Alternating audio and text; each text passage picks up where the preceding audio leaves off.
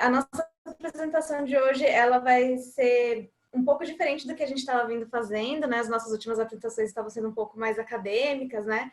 E dessa vez a gente trouxe um influencer do Instagram, o Dr. Vinícius Borges, conhecido também como Dr. Maravilha.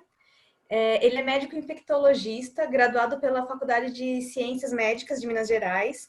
Ele fez residência em infectologia pela Universidade Federal de Minas Gerais, possui experiência na área de HIV/AIDS, infecções sexualmente transmissíveis e medicina tropical.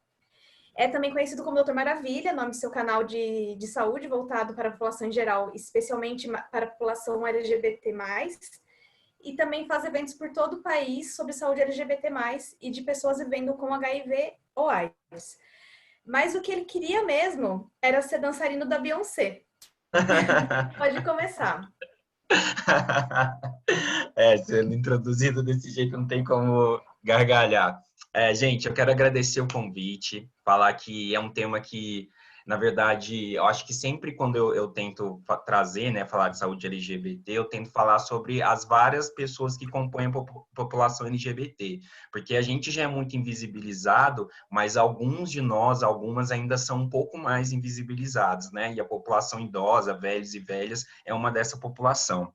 Quero agradecer o convite da Laese, da Escola de Enfermagem, a professora Ieda, a Pamela, todo mundo, o Diego Miguel, que também de alguma maneira contribuiu indiretamente para eu estar aqui, e falar que esse é um assunto que às vezes nem na graduação, às vezes a gente tem muito contato, né? Hoje em dia que a gente começou a ter algumas disciplinas que tentam abordar mais a parte de diversidade sexual, diversidade de gênero e principalmente nessa interseção com o envelhecimento é raro. Então, vou tentar fazer uma apresentação descontraída e desconstruída para tentar estimular vocês a buscarem mais conhecimento mesmo e instigarem, né? Porque eu acho que além de consumir conhecimento, né, principalmente as pessoas do mestrado, do doutorado, a gente também deve buscar produzir, e principalmente sobre essas áreas que ainda tem tão poucos estudos. Então, como eu já fui apresentado, meu nome é Vinícius, né? Se eu não fosse infecto, eu seria bailarino da Beyoncé, mas não deu tão certo.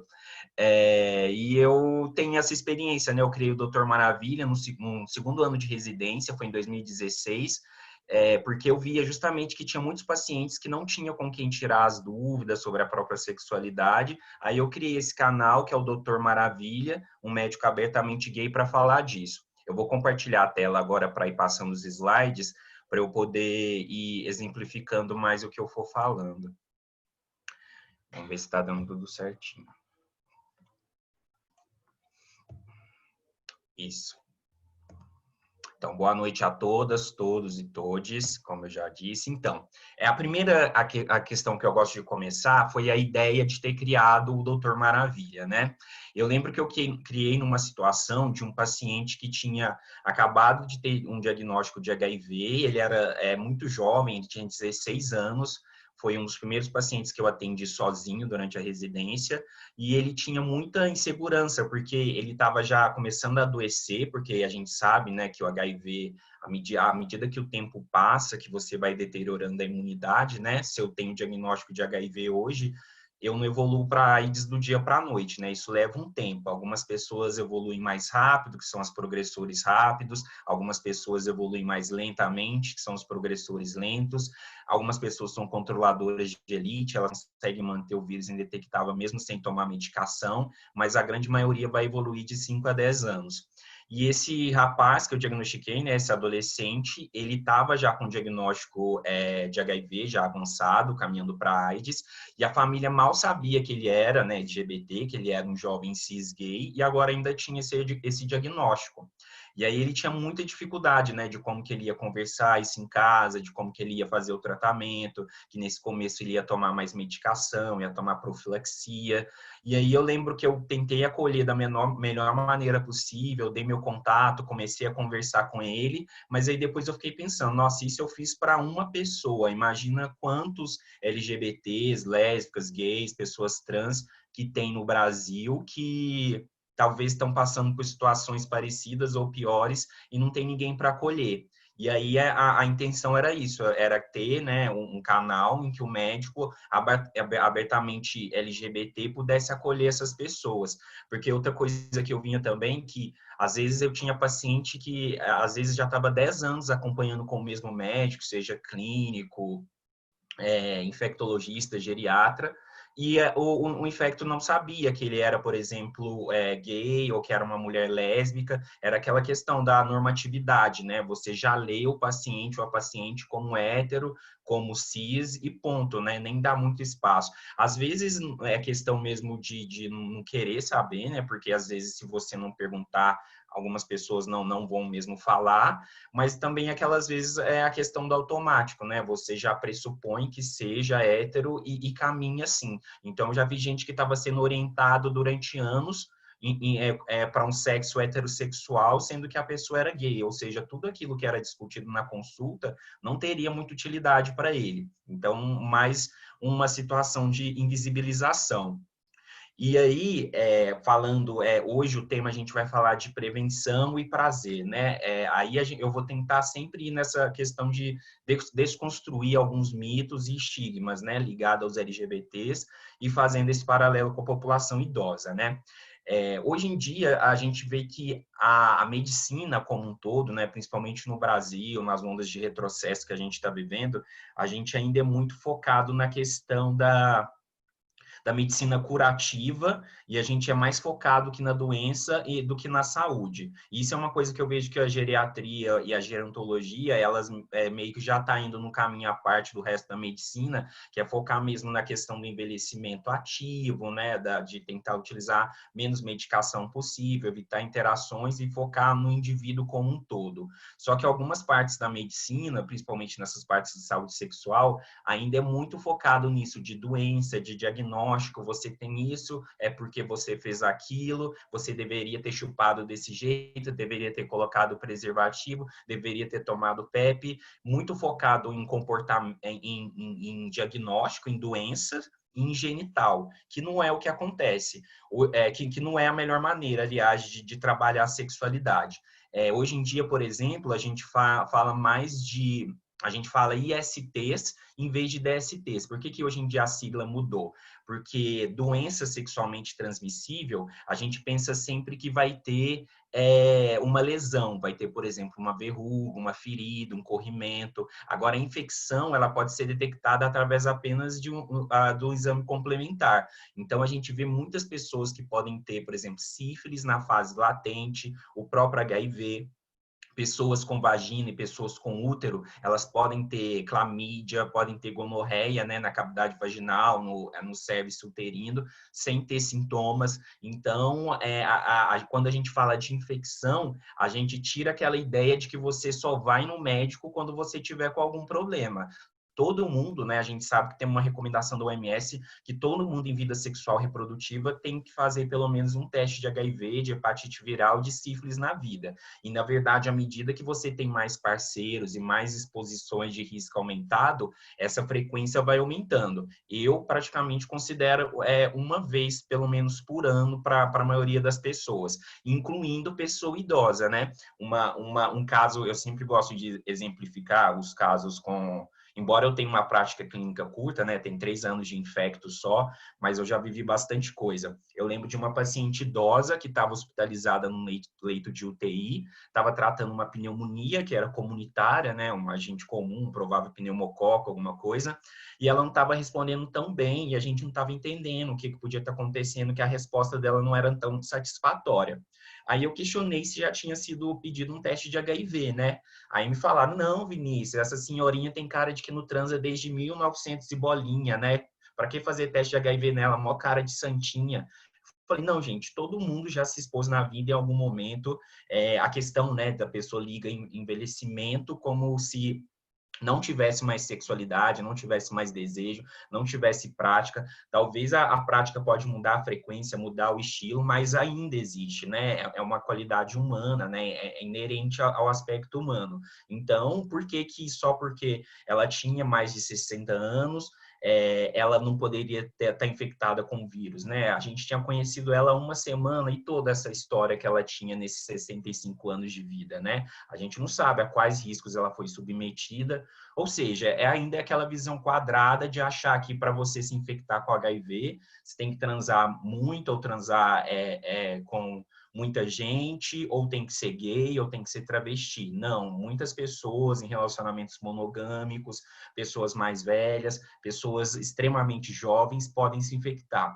E aí a gente fez o teste de HIV e veio um teste positivo. E aí a gente foi ver o CD4, que é a célula que geralmente a gente mede para saber a questão da imunidade, né? Uma das, o linfócito que apresenta o TCD4, o CD4+, e estava baixo. Aí, à medida que a gente foi instituindo o tratamento antirretroviral, e aí teve que passar a cobrir mais agentes etiológicos, ela foi melhorando. Ou seja, a gente poderia ter perdido uma janela de diagnóstico, uma paciente de 65 anos, que se você pensar também é jovem, né? Pode estar categorizado como idosa, mas é uma mulher jovem, e justamente por um mero julgamento, né, de que ela não tinha mais vida sexual ativa, que não foi perguntado e que não estava na anamnese, também talvez porque ela tenha chegado muito grave, também não foi possível pegar esse caso com a família, mas a gente ia perder uma janela e provavelmente ia perder uma vida. Então, sempre lembrar que em questão de saúde sexual, o que você acha, né, o que você julga, sempre está muito predisposto a ser um julgamento errado, equivocado. Sempre tentar ouvir a pessoa, sempre o melhor caminho é ouvir, e para você ouvir, você tem que dar espaço para a pessoa, né? Não adianta ser esse médico que você chega lá, tá com a cara fechada, que é homofóbico, é misógino, que não vai dar espaço para a pessoa falar sobre o que ela deseja, sobre o afeto dela. E entender que essas questões são naturais, né? Tirar um pouco esse olhar de julgamento, esse olhar moralista, que a gente sabe que vem culturalmente, né? A nossa herança judaico-cristã. Então, tentar a questão do profissionalismo mesmo, né? Tá no consultório, tá atuando, deixar todas essas caixinhas que a gente às vezes se coloca e coloca os outros de lado, e entender que você está lidando com um indivíduo que é diferente de você, mas que está precisando de ajuda. Aí, introduzindo, eu coloquei esse quadro que eu gosto muito aqui, que é falando sobre a questão da diversidade, né? De diferenciar a orientação afetivo-sexual, de identidade de gênero, de expressão de gênero, de sexo biológico.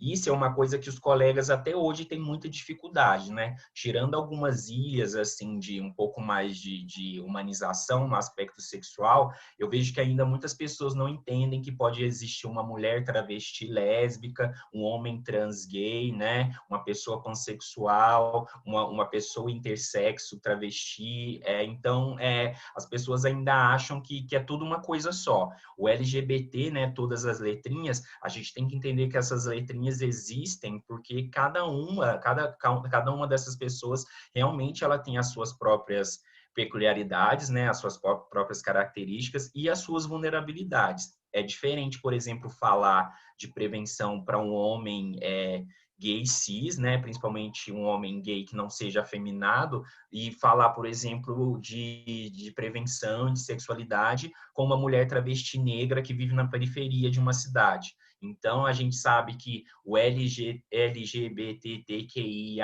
e por aí vai, é extenso, mas cada letrinha sofre os impactos de uma maneira diferente.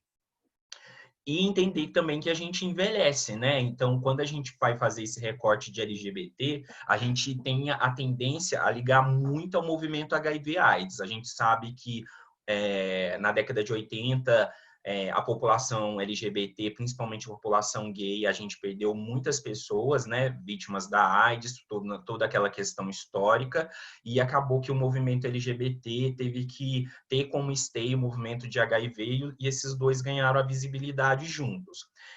Hoje em dia, né, a gente a gente ainda vive, né, a dificuldade da AIDS, embora a taxa de mortalidade venha diminuindo através dos anos, não exista mais grupo de risco, né? A AIDS surgiu como câncer gay, peste gay, porque afetava principalmente os 4Hs, né? Hemofílicos, homossexuais, usuários de drogas injetáveis e haitianos. E com a medida do tempo, essa infecção foi se atingindo mais as mulheres, né? Feminização, foi tendo também uma heterossexualização e agora está tendo envelhecimento, né? Que a gente sabe que o boletim do ano passado teve aumento na população acima de 60 anos, em alguns lugares 103%, em alguns lugares menos. Quando você olha em número proporcional, assusta, né? 103%. Mas mesmo que o número absoluto, às vezes, não sejam tantas pessoas, quando você pensa no mundo, né, de pessoas idosas, pessoas acima de 60 anos, você vê que é uma parcela expressiva. E é um tema dentro da pauta LGBT, é um tema que ainda é muito pouco falado. Então, a gente está envelhecendo, né, os LGBTs como todos, mulheres trans, gays, bissexuais, população intersexo, mas ainda a gente lida com o fantasma da violência, né? A gente está tentando envelhecer.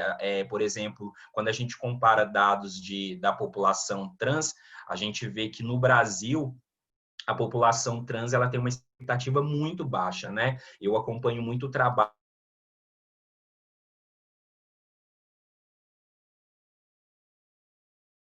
sempre divulgam dados bem expressivos sobre questão de mortalidade e de violência contra pessoas trans. Então, no Brasil, né, enquanto a expectativa de vida pode chegar a 73 anos para a população em geral, para a população trans em torno de 36 anos, né? E essas mortes, né, na maioria das vezes são mortes violentas, né? Porque geralmente as pessoas jovens, elas vão morrer de causas violentas, acidentes de trânsito, autoextermínio, né, suicídio. E também para as mulheres em vida reprodutiva, hoje em dia a AIDS é uma causa importante de morte. Inclusive, uma mulher negra, ela tem 3 vezes mais chances de morrer de AIDS do que um homem branco.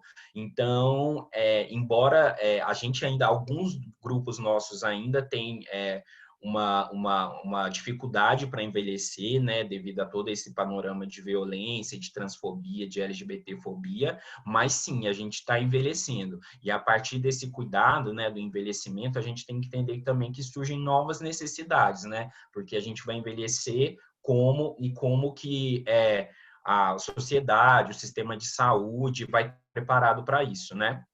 Aí eu coloquei um tweet meu que deu uma repercussão, que foi: São Paulo acaba de registrar uma queda histórica nos casos novos de HIV, que cerca de 18% em 2007 e 2018. E o único grupo que aumentou foram os idosos, porque a gente ainda ignora que idoso transa.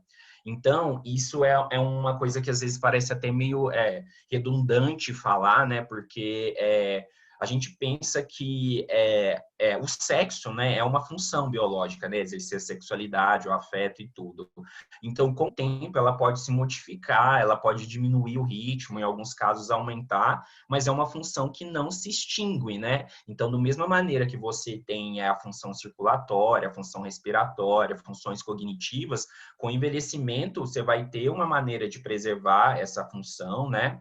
E ela vai continuar existindo, né? Mas parece que na questão sexual, na questão do desejo, as pessoas acham que simplesmente tem uma data lá que trava tudo, né? O desejo acaba, o afeto acaba, você não vai ter mais nenhum tipo de comportamento nessa área. E a gente sabe que é totalmente, isso é uma falácia, né? Que as pessoas, hoje em dia, além delas poderem viver por mais tempo, né, cronológico, elas vivem melhor, né? E essas atividades, né, que elas desempenham, né, como qualquer pessoa, trabalho, estudo, afetividade, relacionamento, isso também pode continuar. Mas mesmo na academia, na graduação, a gente ainda tem muito a tendência a pensar no idoso extremamente frágil, no idoso dependente, no idoso apático, né? E até mesmo E quando junta essas questões de preconceito, né, o machismo, né, que acha que mulher não transa, que depois de uma certa idade a mulher tem que ficar quietinha, homens gays também, né, tá nessa idade ainda tá aprontando, então é muito julgamento para uma população que já tem essa invisibilização dessa função.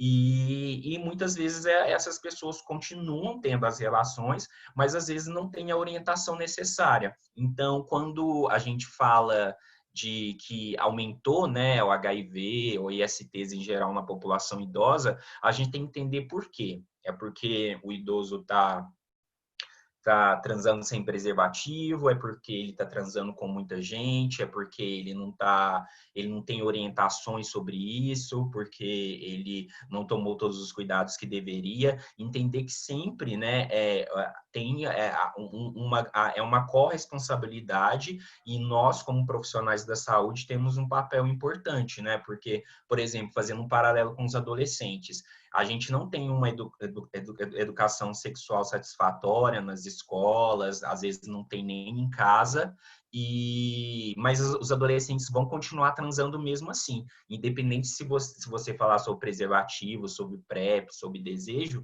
eles vão ter a vida sexual. E a mesma coisa acontece com idosos e idosas.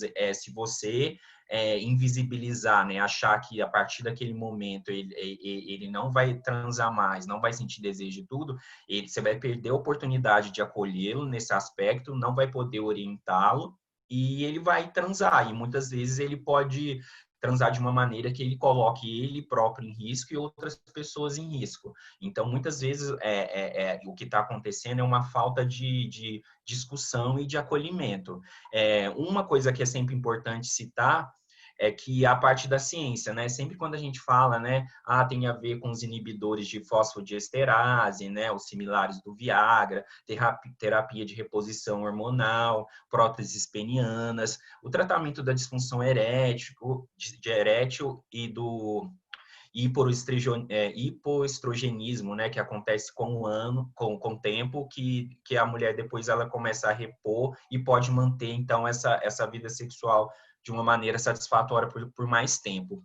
Eu não acredito que seja apenas isso, sabe? Eu não acho que os idosos estão transando mais só porque tem Viagra, porque tem reposição hormonal e tudo. E essas medidas são medidas facilitadoras, obviamente, né? Porque tem uma dimensão biológica e tudo, mas a gente ainda fica muito nessa perspectiva do sexo genital, né? E da penetração, que é uma coisa que eu vou falar. Porque uma coisa que, como infectologista, né, eu tive que estudar e aprender, que as pessoas têm várias maneiras de vivenciar o sexo, né? Você não precisa de um pênis ereto para transar, você não precisa introduzir o pênis no ânus, na vagina, tem várias maneiras de você experimentar o desejo, o prazer, o tesão. Então, essa questão de achar que, se tem disfunção erétil, não pode transar, se tá com um déficit hormonal, né?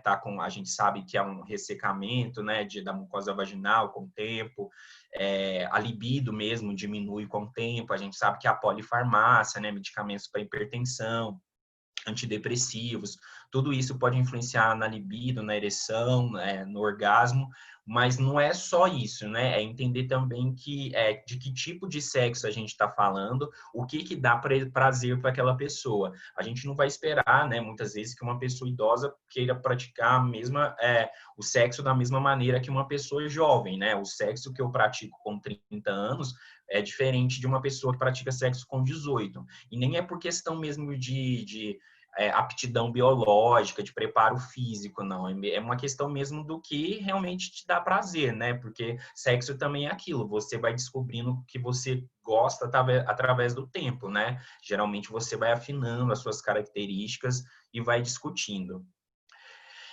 Então, entender que não é medicalizar, entender que o sexo pode ser vivenciado de maneiras diferentes. Por exemplo, com as minhas pacientes lésbicas, eu também já atendi algumas idosas lésbicas que elas tiveram alguma dificuldade, por exemplo, em atendimento ginecológico, porque elas viram que algumas, como não tinham sido penetradas, né, com pênis, ou que há muito tempo atrás que tinham tido relação com alguém com pênis, os ginecologistas não julgavam que era necessário, né, fazer um exame especular, fazer o exame ginecológico.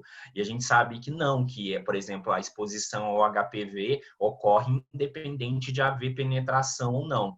E existe, né, uma taxa, por exemplo, no sexo lésbico de transmissão de STs, na medida que o casal lésbico vai transando, a microbiota, né, as bactérias, a microbiota de cada mulher se adapta uma à outra, e aí no começo você pode ter um corrimento, depois aquilo pode se equilibrar.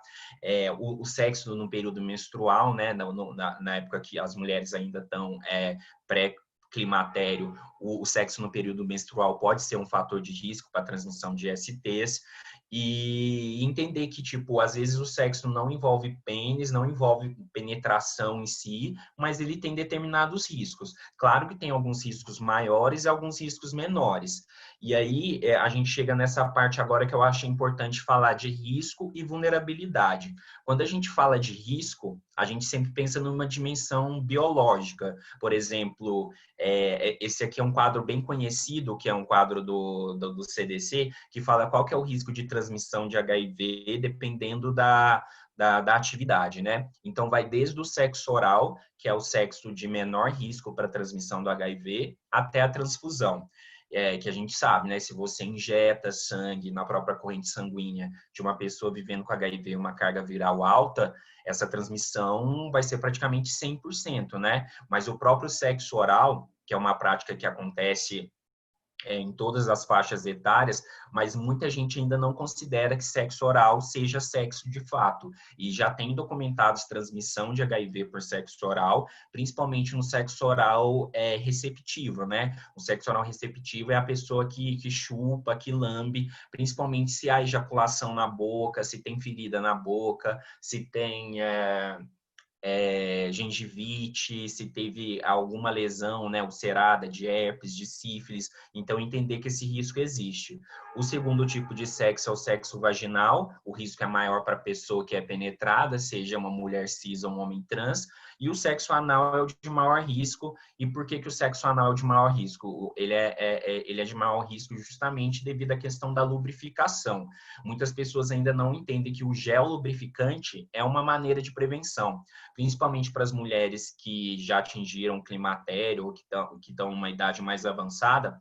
A utilização do gel é extremamente importante, né? Porque ela torna a relação menos traumática, mesmo que você não visualize, né, sangue, microfissuras, sempre vai haver, principalmente na relação anal. Na relação vaginal também existe. Então, é importante que você lubrifique bastante, porque às vezes, mesmo que você tenha o desejo, com o passar do tempo, essa lubrificação não seja tão satisfatória. E aí você pode lançar a mão do lubrificante à base d'água e entender que à medida que você deixa essa penetração mais fácil, vai ter menos microfissuras, menos microtraumas, e com isso vai diminuir tanto a transmissão do HIV quanto de outras ISTs. Outra questão também, a do sexo oral, é que a gente tem visto, né, que, por exemplo, o HIV, a gente conseguiu diminuir o número de casos novos em alguns locais, né, também tem a PrEP, que eu vou falar mais para frente, mas, por exemplo, sífilis está aumentando, e sífilis, ela tem uma transmissão muito fácil por sexo oral. Não raramente eu vejo lesões de sífilis na língua, no palato, né, na mucosa jugal, na bochecha, e porque na maioria das vezes as pessoas ainda não utilizam preservativo no sexo oral.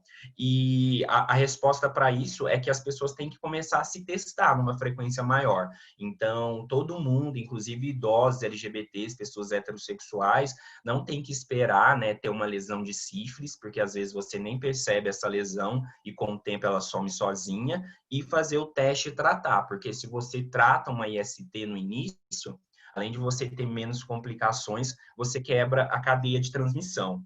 E falando sobre isso, a gente fala sobre a vulnerabilidade. E geralmente eu falo muito sobre vulnerabilidade LGBT, né? Uma mulher trans que acessa a... Só voltar o slide aqui. uma mulher trans que acessa um serviço de saúde, ela tem muito mais dificuldade que uma pessoa cis, né? Desde a questão do respeito ao nome social, a saber por que ela está na unidade de saúde, né? Eu já vi várias mulheres trans que chegam no posto de saúde, acham que ela está lá para pegar preservativo ou para fazer teste de HIV. Esquece que ela pode estar querendo tratar de uma condição crônica, né? De uma hipertensão, de diabetes mellitus, de DPOC, de qualquer outra condição que a gente está acostumado a ver. Acha que o resumo da vida LGBT é a questão da saúde sexual, né? E tem várias demandas além disso. E na população idosa LGBT, a gente vê que tem toda a questão cultural, né? A gente sabe que você pensar em 40 anos de epidemias de AIDS, né? Muitas pessoas morreram. A gente vê que muitas pessoas idosas ainda, LGBTs, ainda têm um trauma muito importante do que foi vivido nessa época. Sempre que eu posso conversar com os meus pacientes idosos, é muito importante essa troca que eu faço com eles, né? Do que foi vivenciar o auge da epidemia de AIDS, de perder vários amigos para AIDS, de ver, tipo, muita gente, né? Muitos artistas, muitas pessoas de referência morrendo e você achar que você também seria o próximo, né? Então, isso já é uma vulnerabilidade da população LGBT, a questão histórica e o impacto que a epidemia de AIDS trouxe.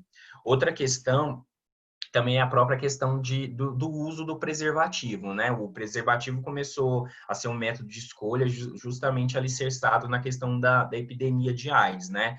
Mas até hoje, né, a gente tem uma certa dificuldade. Se a população jovem, adulta, né, as pessoas com pênis em geral, já tem muita dificuldade na utilização do preservativo, imagine então para um homem idoso, né, que já tem algum grau de disfunção erétil, na maioria das vezes, né, a gente sabe que a partir dos 50 anos se torna bastante comum, já pode estar utilizando uma polifarmácia que vai piorar isso, toda aquela questão também da ansiedade, né, que a gente sabe que a questão os fatores psicológicos influenciam muito nisso, então como que a gente vai cobrar, tipo, o uso do preservativo ou entender que é só o preservativo é a única maneira desse idoso ou dessa idosa transar. Então, a gente tem que pensar mais, adaptar na realidade, né? Claro que os protocolos existem, mas a gente tem que entender realmente o que cada pessoa que vem até a gente quer fazer, né? O que ela define como prazer, como desejo dela, e tentar fazer uma estratégia de proteção e de prevenção combinada voltado para ela, porque não necessariamente o que funciona para uma pessoa vai funcionar para todas, né? A gente sabe que além de orientação sexual, de gênero, de idade, de cor de pele, né? A pessoa traz várias subjetividades. E uma coisa importante também é tentar sair da bolha, né? A gente tem muita dificuldade de reconhecer que as pessoas não vivem na mesma realidade que a gente.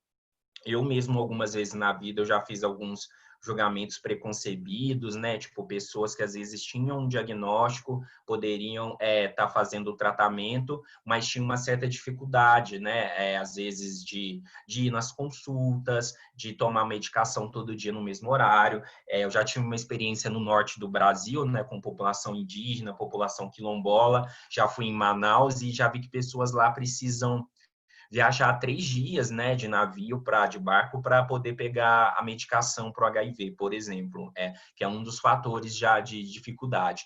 Imagina uma pessoa idosa, né, que faz tratamento para HIV, que faz uso do antirretroviral e tem toda essa dificuldade, né? A gente já sabe que também pode haver restrições de mobilidade e que muitos os meios de transporte muitas vezes não são adaptados para pessoas com deficiência, pessoas idosas, e a pessoa tem que fazer todo esse trajeto, né, todo mês para poder pegar uma medicação que para ela o uso é como se fosse obrigatório, né? Obrigatório não é, mas a gente sabe que a partir do momento que ela não usa, ela pode estar gerando, né, um momento de adoecimento no futuro. Então, é outra questão complexa, né? Outra questão também que eu trabalho é a população em situação de rua, né? Que eu sempre cobro que tome medicamento, que não fale, que tenta fazer o tratamento da TB certinho. E aí eu estava dando bronca num paciente e falou: doutor, você quer que eu tome uma medicação todo dia, sendo que tem dia que eu não tenho nem água para tomar junto com a medicação, não tenho alimento para tomar junto. Então, entender que, às vezes, o que está no protocolo, no guideline, parece simples, mas a realidade não é, principalmente no Brasil, que é um país tão desigual. E falando em idoso, a gente tem que entender que, então, a prevenção vai ser focada na pessoa idosa, né? A gente não tem que não focar em órgão e não também querer, tipo, comparar, né? Tipo, o sexo da pessoa idosa igual, querer colocar no mesma caixinha do sexo da pessoa jovem. E não é por questão de falar que um é mais sexo que o outro, um é mais viril que o outro, não. É entender que as necessidades mudam e os comportamentos mudam, né? Então, prevenção combinada é o quê? Hoje em dia, a gente fala que aquela época da ditadura do preservativo, né? Que acaba que as pessoas falam de prevenção praticamente só no carnaval e no 1º de dezembro, né? Que é o Dia Mundial de Combate à AIDS. E é muito focado no preservativo. Use preservativo, coloque preservativo, senão você vai se infectar. E se eu não usei preservativo, que pode ter acontecido. Mas a gente sabe que se o preservativo fosse resolver tudo, a gente não teria esse aumento de HIV entre as pessoas, não teria aumento da epidemia de sífilis, não teria esse incremento, não teria toda essa problemática que a gente vive. Então, só o preservativo já está provado que não resolve a situação. Então, há alguns anos já, acho que pelo menos há uns 5 anos, a gente fala de prevenção combinada. Essa imagem que eu coloquei é a mandala da prevenção combinada, que ela reúne todas as maneiras de prevenção, né, de HIV e de STs, e que você pode encaixar na pessoa idosa. Então, a primeira questão é a questão da testagem, né? Então, todo mundo que já teve uma relação sexual na vida, que está tendo, mesmo que seja uma relação sexual sem penetração, ela tem que fazer testagem para HIV, hepatites virais, sífilis, né? E demais ST, se tiver indicação. Outra maneira de prevenção é a profilaxia pós-exposição, que são para aquelas pessoas que têm aquela exposição circunstancial, né? O casal estava transando, o preservativo rompeu, ou então no calor do momento nem utilizou, ou foi uma relação desprotegida, ela vai tomar a medicação durante 28 dias para se proteger. A PrEP, que é a profilaxia pré-exposição, que você tenta utilizar, são aquelas pessoas que têm um risco aumentado. A prevenção da transmissão materno-infantil para as pessoas em idade reprodutiva. Imunização, né? É muito importante quando a gente fala de saúde do idoso, falar de imunizações, né? De atualização, hepatite B, hepatite A, que pode ter transmissão sexual, a hepatite A principalmente na questão do anilinguismo, que é o sexo oral na região do ânus, redução de danos, né, para pessoas idosas que fazem, que têm uso ou abuso de substâncias, tratar, né, a gente sabe que à medida que a gente trata, a gente quebra a cadeia de transmissão, e do HIV também, quando você trata, você fica indetectável e com isso você se torna intransmissível. Uso do preservativo peniano e do preservativo vaginal, que eu também vou falar, e tratar as pessoas vivendo com HIV. E o gerenciamento de risco é isso, né? Sempre eu tento não impor, né? Achar que o método que eu acho que serve para mim é o que serve para a pessoa. Então, prevenção combinada, ela tem que andar alicerçada ao gerenciamento de risco. Você oferece, né, esse leque de prevenção, de estratégias, e a partir, né, da condição da pessoa, das comorbidades, do que ela está buscando através daquela prática, você tenta estabelecer qual que é a melhor maneira de prevenção. Como eu disse, né, o preservativo, ele é um método democrático na questão de prevenção de STs, porque ele consegue proteger contra a maioria das STs, mas não contra todas, né? Hoje em dia a gente fala preservativo peniano e vaginal, porque isso contempla o universo trans. Uma mulher travesti, ela tem pênis, mas ela usa o preservativo peniano, não o preservativo masculino. Do mesmo jeito, um homem trans, ele é um homem, né? Então ele não vai usar o preservativo masculino, ele vai usar o preservativo vaginal. E o preservativo, ele tem, né, essa questão de ser barato, de ser acessível, mas ele não protege contra 100% das ISTs. A gente sabe que o próprio HPV, né, durante a relação sexual, você tem contato entre mais áreas do corpo do que só a questão do pênis, da vagina ou da boca, né? A região interna das coxas, face interna das coxas, a região suprapúbica, o escroto. Então, tudo isso vai estar exposto. A vacina de HPV é uma coisa recente, então é de se esperar que a maior parte dos nossos idosos já estejam expostos ao HPV, né? Porque a gente sabe que à medida que a gente vai tendo experiências sexuais, a gente vai tendo exposição ao HPV. Por isso, o ideal é que a gente tome a vacina antes de iniciar a vida sexual. Então, acaba que a maioria deles já deve ter um grau de exposição. A herpes também, né, que é da família herpes vírus, herpes simples 1 e 2, também pode ser transmitido mesmo com o uso do preservativo. E lembrar que o herpes 1 nem sempre vai ser só na região oral, e o herpes 2 nem sempre na região genital, genitoanal, que eles podem trocar justamente devido à questão do sexo oral. Uma coisa importante também, quando a gente fala disso, né, de prevenção, é combater estigma, né? Aí eu coloquei outro tweet meu que deu uma repercussão, né? Uma pessoa com HIV pode ter uma ótima saúde, inclusive superior a de alguém sem o vírus, e uma expectativa de vida tão longa quanto. Não associe HIV apenas a adoecimento e morte, o que gera isso é desigualdade.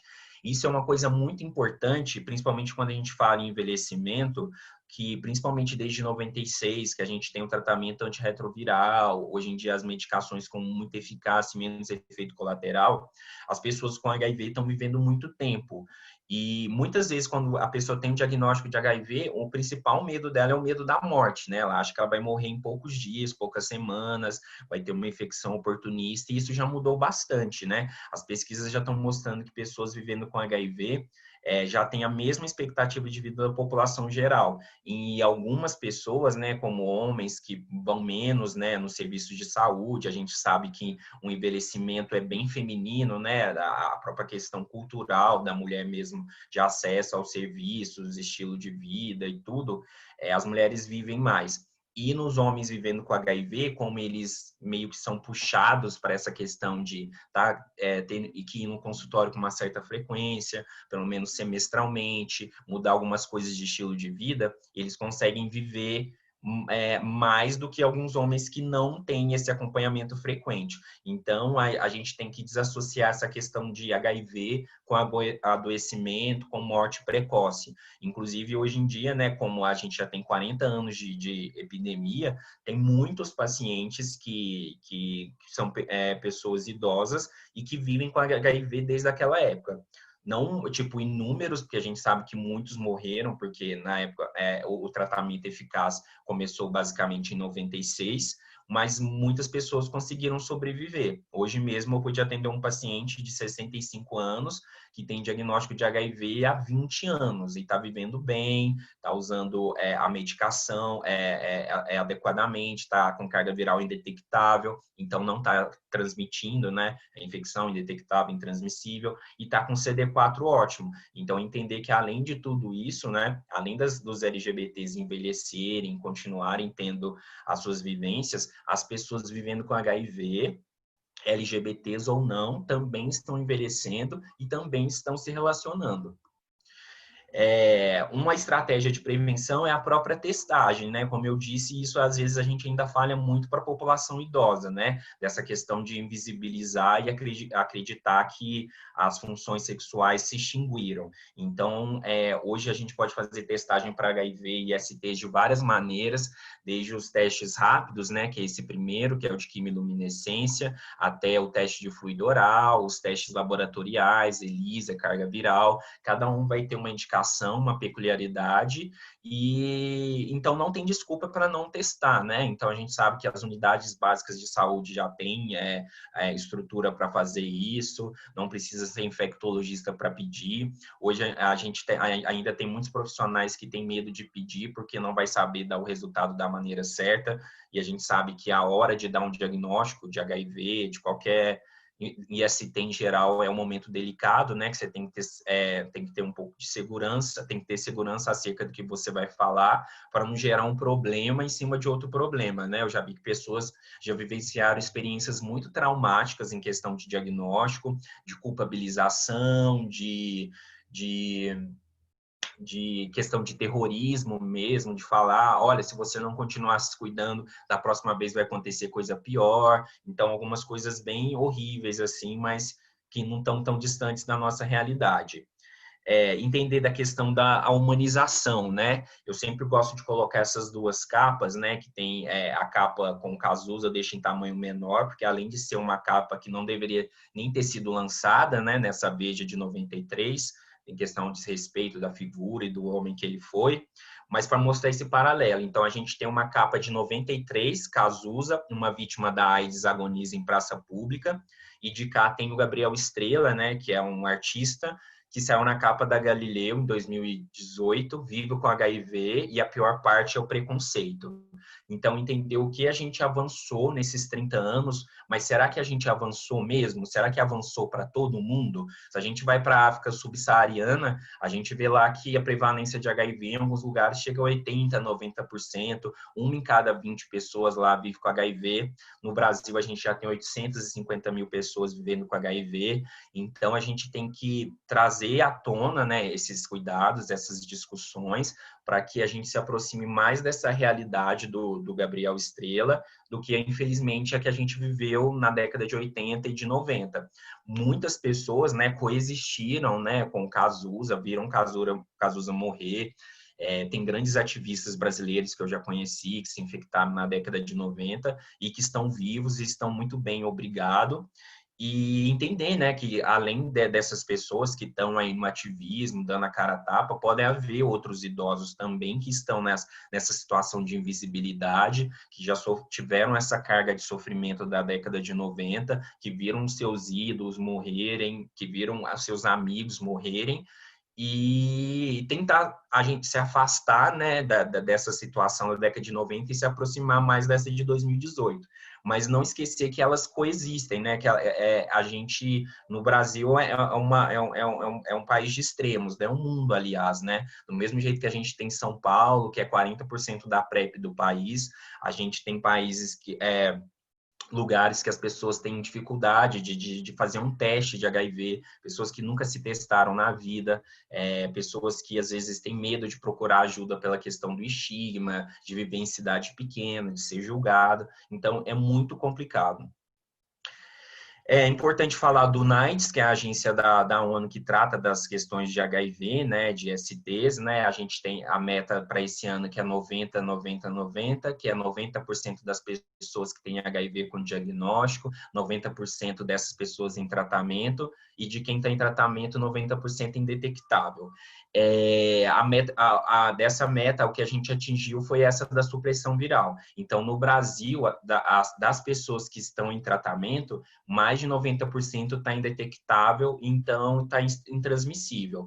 Então, geralmente transmite o HIV quem tem e não sabe. Claro que às vezes tem essas polêmicas de pessoas que transmitem intencionalmente, mas são casos de exceção. Então, por isso que é importante a gente dar essa oportunidade de testagem para todo mundo, inclusive idosos, para iniciar o tratamento, para suprimir a carga viral, para que eles tenham, né, qualidade de vida, não adoeçam, e saber que isso vai ter um impacto na pandemia de AIDS também. Adesão, que é a capacidade, né, do paciente utilizar a medicação de maneira consistente. A gente sabe que a adesão tem que ser trabalhada em cada consulta, né? A pessoa idosa muitas vezes já utiliza muita medicação, polifarmácias, interações, e a gente sabe que tomar medicação não é fácil para ninguém, e o uso do antirretroviral ou de tratamento de ISTs, né, é importante que você tenha uma certa continuidade, porque tem as questões de indução de resistência, de pressão seletiva, mas é outra coisa também que deve ser individualizada, né, não adianta você fazer um terrorismo de que você tem que tomar todo dia no mesmo horário desse jeito, sendo que a realidade do paciente não permite isso. Então, tentar ter um pouco mais de escuta nesse assunto. Sempre é importante, né, todo profissional de saúde, não, embora mesmo que não seja da infectologia, da saúde sexual, saiba que existem os estudos de indetectável igual intransmissível, né, intransmissível. Tem 3 estudos mundiais importantes. Esse aqui eu coloquei é o estudo Partner, que foi feito em 14 países europeus, estudou 1.166 casais soro diferentes, né? Hoje a gente prefere falar soro diferente em vez de soro discordante. Uma pessoa era HIV positiva e uma HIV negativa, um total de 58 mil relações, né, sem preservativo, e não houve nenhum caso de transmissão. Então, é muito interessante isso, porque isso, além de trazer um impacto muito bom na autoestima da pessoa vivendo com HIV, porque muitas vezes ela tem medo de se relacionar, de conhecer outras pessoas, de ter a vida sexual em si, também um aspecto prático, né? Outra consulta que eu tive há pouco tempo é de um casal sorodiferente que está planejando engravidar, e a pessoa não quer passar por toda aquela questão de planejamento reprodutivo, de lavagem de esperma, fertilização in vitro, e é justamente isso, é retirar o preservativo. Então, já está provado que o método mais seguro de prevenção para HIV é transar com alguém que tenha a carga viral indetectável, porque o risco realmente é zero. O preservativo falha, a PEP falha, PrEP falha, mas realmente a questão do I igual a I é uma verdade. Mas a gente vê que ainda muitos profissionais, alguns infectologistas ainda têm receio de falar isso, então imagina profissionais de outras áreas, né? Mas é importante que isso seja dito, que isso seja vivenciado, porque isso é questão mesmo de qualidade de vida, né? Não adianta viver muito, né? Tem que saber como a pessoa vai viver bem, vai poder realizar os seus desejos, né? Ter as suas experiências. E isso tem um impacto muito grande na qualidade de vida e na autoestima e nos relacionamentos das pessoas vivendo com HIV. Um pequeno meme para descontrair para quem é fã de RuPaul. Profilaxia pós-exposição é importante saber. A gente sabe que a gente vive num país complexo, então existem nem sempre o direito sexual, né, ainda está sendo conquistado, né, essa questão do direito sobre o próprio corpo. Então, tem relações de abuso, relações de violência, relacionamentos tóxicos, e claro, né, e tem as exposições eventuais. Então, se uma pessoa teve uma exposição sexual, ela tem de 2 horas a 72 horas para procurar uma unidade de saúde e iniciar a profilaxia pós-exposição. Vai tomar 2 comprimidos por dia durante 28 dias para diminuir drasticamente a chance de transmissão do HIV. Hoje em dia, a PEP é um esquema com 2 comprimidos, é extremamente eficaz, e se você inicia nas primeiras 24 horas, é em torno de 99% de eficácia. Então, vale muito a pena saber que a PEP existe e recomendar para os pacientes. E é um atendimento de urgência, né? Então, mesmo que você seja de uma cidade pequena, do interior do Brasil, que não tem uma UPA, uma AMA, um pronto-socorro, você entra em contato, né, com a vigilância, com um atendimento, né, na linha de frente, na atenção básica mesmo, que eles vão ter que te referenciar para alguma unidade, para um CTA que forneça. É um tratamento tranquilo e tem uma eficácia muito grande. Então, é uma ferramenta que todo mundo deve conhecer. E atenção no prazo de 72 horas, né? Eu já vi que muitas pessoas já tiveram exposições importantes e algumas até se infectaram, porque às vezes não atentaram por essa questão. E por que tem um prazo de 72 horas?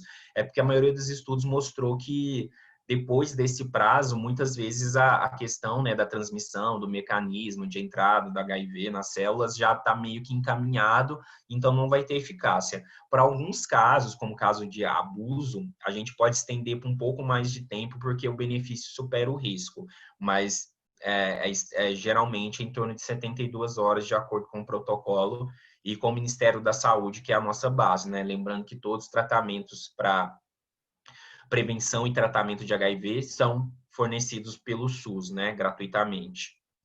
A profilaxia pré-exposição que, como eu disse, se o preservativo fosse resolver a epidemia de HIV de tudo, né, em 40 anos de AIDS já teria resolvido, não é o que aconteceu. Então, a gente sabe que a gente não tem mais grupo de risco, como a gente viu, aumentou, teve uma feminilização, teve um envelhecimento e uma heterossexualização da pandemia de HIV.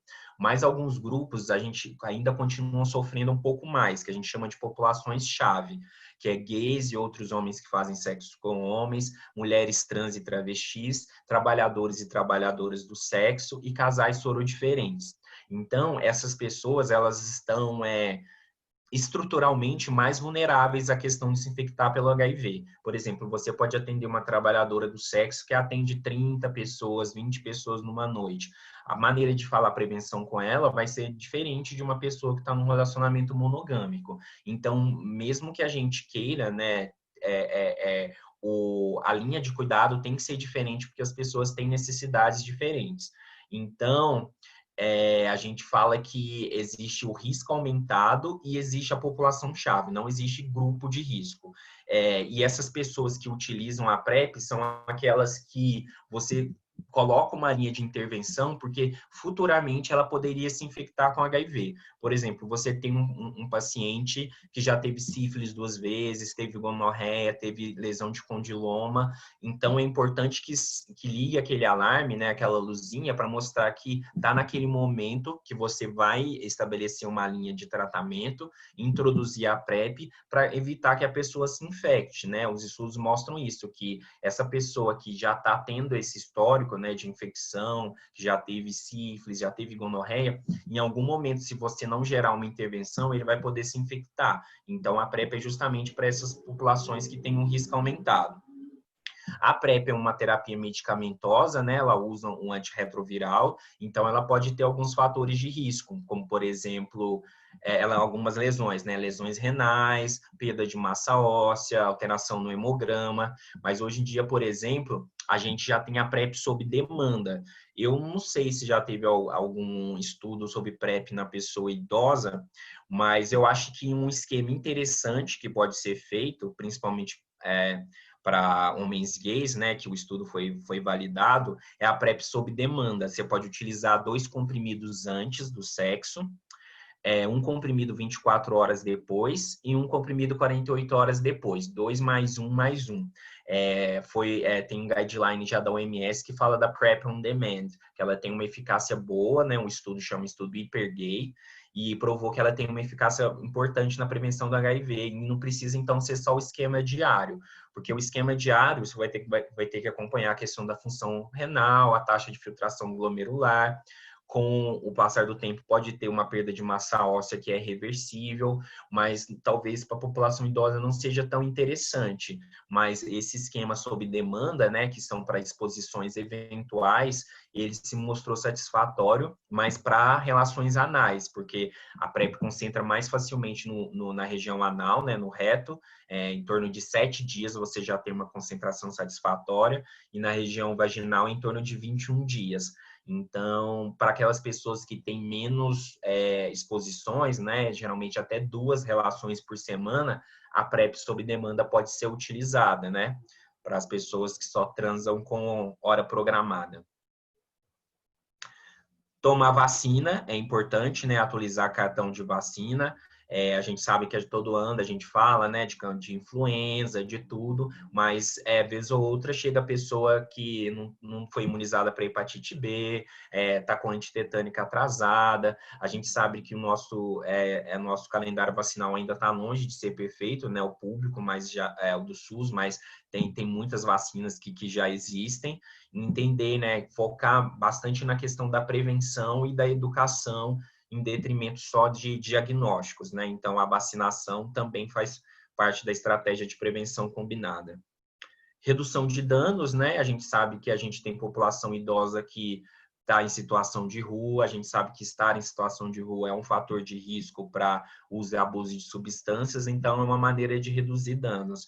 Então, a gente tenta, por exemplo, fornecer, né, seringas, agulhas descartáveis para uso de drogas injetáveis, canudos, a questão mesmo de alimentação, de hidratação, a questão, às vezes, de já tratar IST antes, às vezes, do diagnóstico etiológico, né? Se você já tem uma chance de tratar, já não perder aquela oportunidade de intervenção, né? Seja de tratar a sífilis, esquemas mais simples de tratamento por HIV, como o esquema 3 em 1. Então, o que a gente puder facilitar, mesmo que a gente não tenha aquele horizonte perfeito, né? Pensar que para aquela pessoa ali pode ter uma atuação eficaz.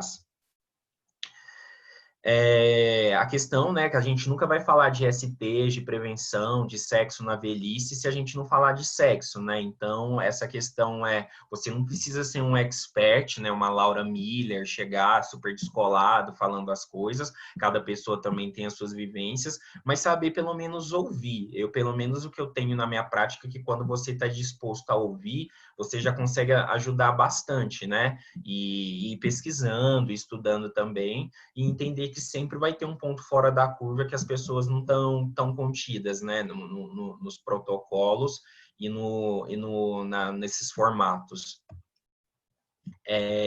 Aí voltando mais para uma abordagem mais prática, né, que a gente vê de sexo na população idosa, é importante, né, lembrar então da questão do sexo sem penetração. A gente ainda vinculou muito sexo à penetração anal e penetração vaginal, mas não só entre a população LGBT, mas população hétero também, população em geral, pratica várias formas de sexo que não envolvem penetração e que são tão prazerosas quanto. Então, a guinagem, né, é o tipo de sexo que envolve todas as formas de prazer sem penetração, que vai desde o sexo oral, o sarro, a tesourinha das lésbicas, o frotage, que é encostar os dois pênis, tudo então que envolve o cuddling, né, a questão de ficar abraços, carícias. A gente ainda está muito associado a ligar o sexo que não é a penetração em preliminar, mas entender que a partir do momento que já tem esse envolvimento, esse contato corpo a corpo, já é o sexo, né? E é um sexo prazeroso e que envolve riscos menores, mas envolve. Então, mesmo que seja um idoso, por exemplo, que tem um grau de disfunção erétil, que tem uma dificuldade de lubrificação ou uma alteração na libido, ele pode praticar o sexo, né? Masturbação mútua, o gainage que eu falei, o frotage. Então, existem outras maneiras de vivenciar essa sexualidade que não seja tão falocêntrica e tão focada em penetração. A questão do brincar na portinha, eu sempre falo, né? Porque, inclusive, né? Muitas vezes a questão de ejacular fora foi utilizado como método contraceptivo. A população heterossexual ainda vincula muito prevenção só à questão de gestação, né? Se a minha namorada usa anticoncepcional, por que eu vou usar preservativo, né? Entende que também existe a questão das ISTs. Então, entender que o sexo sem penetração existe, é prazeroso, mas ele envolve alguns riscos. E entender que muitas pessoas podem ser portadoras assintomáticas. Então, principalmente mulheres, pessoas com útero, pessoas com vagina, ou idosos, homens, né, homossexuais, que têm relação anal, eles podem ter bactérias, né, da gonorreia, da clamídia no ânus, sem ter sintomas. Então, eu já vi pacientes que, às vezes, estava só no sexo sem penetração, no sarro, no esfrega-esfrega, ou então só praticou o sexo oral e depois apresentou um corrimento. Ou seja, a pessoa tinha aquela bactéria alojada ou na garganta, ou na cavidade vaginal, ou no reto, e não sabia. E acabou que transmitiu para outra pessoa. Aí você tem que ter todo aquele diálogo, né, de conversar com a pessoa, conversar com o parceiro, sempre tentar acalmar a situação, porque geralmente a pessoa que desenvolveu o corrimento vai querer condenar a pessoa, principalmente homens machistas, né, sempre tentam colocar a culpa na mulher. Então, isso é bem complexo e você entender que você é obrigado você tem que se responsabilizar por toda essa linha de cuidado, né? Não é só dar um diagnóstico, você está com gonorreia e pronto. A gente tem que conversar, mas de onde veio, né, essa bactéria, qual foi o tipo de prática que você realizou, essa pessoa estava sentindo alguma coisa, dá um espaço para ouvir, né? Não é uma linha de produção, o atendimento de tratamento e prevenção de STs, tem muita escuta também, né? Não é só ficar tratando pereba, né? Você tem que ouvir o paciente. Lubrificação, como eu disse, é uma coisa que eu apoio bastante, porque além das questões sexuais, né, eu não quis ir muito para a parte ginecológica, urológica, porque aí já é bem específica e eu não tenho background para isso. Mas aí a gente já sabe, né, das disfunções perineais, diminuição de lubrificação, pessoas que sobreviveram a um câncer, que fizeram alguns tratamentos que deixaram sequelas, alterações do hábito intestinal, então tudo funciona de uma maneira diferente às vezes, mas funciona. E aí a lubrificação ela ajuda porque ela ajuda na questão da qualidade e da quantidade da lubrificação que diminui e atua naquela questão da prevenção que eu disse, né? Principalmente no sexo anal, o ideal é que seja o máximo lubrificado possível, né? Eu vejo muitos pacientes que se machucam no sexo anal, tanto homens quanto mulheres, porque tentaram fazer sem lubrificação, tentaram fazer com cuspe e acabaram tendo uma fissura, acabaram tendo algum machucado que poderia ter sido evitado. Então, lubrificação não é só para pessoa idosa, é para todo mundo, porque ele aumenta a qualidade do sexo, o prazer, e é uma medida preventiva. A questão de relacionamentos, né? A gente tem que entender também que as pessoas buscam coisas diferentes, né? Uma pessoa idosa pode querer um sexo eventual, uma pessoa idosa pode ter um relacionamento com um trabalhador, uma trabalhadora do sexo. É mais aquele lembrete de dissociar afeto de tesão, né, de desejo sexual. Do mesmo jeito que a orientação afetiva é diferente de orientação sexual, uma pessoa pode querer transar com homens, mas ela se apaixona por homens e mulheres, ou o contrário, né? Entender que nem tudo caminha junto, né? Entender que os modelos de relação hoje em dia mudaram, né? Tem poliamor, relacionamentos abertos, então entender que as pessoas podem vivenciar isso de maneiras diferentes. E entender que a pessoa idosa também tem esses direitos, né? Ela pode querer sexo eventual, ela pode querer ter outros tipos de experiência, ela pode ter sexo transacional, então são muitas peculiaridades, né? E então tentar tirar aquele olhar de julgamento e tudo, porque muitas vezes a pessoa não vai poder falar do que ela está precisando e você não vai poder intervir. Chuca, né, que é uma coisa importante, né, porque a gente sabe que com o passar do tempo também a questão do funcionamento intestinal, né, a constipação crônica é um problema que aflige uma parte dos idosos, que até em pronto-socorro, às vezes a gente atende bastante constipação crônica. A chuca é a lavagem do reto para fazer o sexo anal. Então, primeiro entender que sexo anal não é só para a população LGBT, principalmente não é só para a população gay, pessoas heterossexuais, né, casais heterossexuais também praticam, e uma das medidas, né, que geralmente a pessoa que está na posição passiva ou versátil, que é a que é penetrada, é a questão de fazer a chuca, que é injetar água no reto para tirar o excesso de fezes para poder ser penetrado sem ter a chance de vazar um pouco de fezes, né, que é o famoso cheque. Então, a chuca, a gente tem que pensar por dois lados, tipo, o que pode ser feito, o que há de evidência médica científica no horizonte de redução de danos, e a questão que as pessoas vão fazer, que elas vão fazer de qualquer forma, mesmo com ou sem orientação, mas como elas podem fazer da maneira mais saudável possível. Então, a primeira questão é entender que não é uma medida obrigatória, né? Que se a pessoa tem um hábito intestinal controlado, regular, se ela faz exercício físico, alimentação rica em fibras, hidratação, ela consegue já ter um mínimo de controle do funcionamento intestinal. Então, quando ela quiser ter uma prática anal, ela pode evacuar, que isso já diminui bastante a chance dela se sujar ou ter qualquer tipo de problema. Outra questão é que se você vai mesmo fazer uma lavagem, né, do mesmo jeito que a pessoa faz um enema e tudo, entender que isso não deve ser feito sempre, tem uma determinada frequência para ser feito, porque se você fizer, você pode alterar a microbiota intestinal, gerar um grau de dependência para a questão de evacuar, sempre precisar fazer um enema. e o ideal é que seja o mais próximo sempre do fisiológico.